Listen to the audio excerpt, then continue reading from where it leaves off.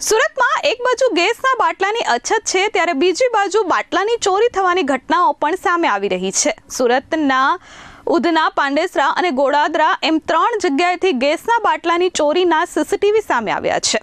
ઉધના, કૈલાસનગર, હરિનગર અને પાંડેસરાના શિવજીનગરમાં ડિલિવરી કરવા ગયેલ ટેમ્પોમાંથી ગેસની ચોરી થઈ છે। સુરત ગેસ ટ્રાન્સપોર્ટ કંપનીનો કર્મચારી ગેસની ડિલિવરી કરવા માટે આ વિસ્તારમાં ગયો હતો ત્યારે રોડ પર ઊભા રહેલ ગેસના ટેમ્પામાંથી કોઈ અજાણ્યો વ્યક્તિ બાટલો ચોરી કરીને ફરાર થયો હોય તે સીસીટીવી સામે આવ્યો છે। ગેસના બાટલા ચોરી થવાની ઘટનાને લઈ બાટલાને સાંકળ બાંધવાની નોબત આવી છે। जी, मेरा नाम धर्मेंद्र भास्कर पाटिल है। मैं सूरत गैस कंपनी से एक डिलीवरी मैन के तरह से काम करता हूँ। हाल ही में जो अभी युद्ध चल रहा है उसके कारण अभी लोग बहुत पैनिक हो गए कि उनको बाटला मिलेगा कि नहीं मिलेगा।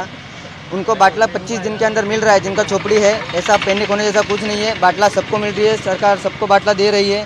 बट लोगों की थिंकिंग ऐसी हुई कि हमको बाटला नहीं मिल रहा है, उसी के चक्कर में अब लोगों ने चोरी करना शुरू कर दिया है।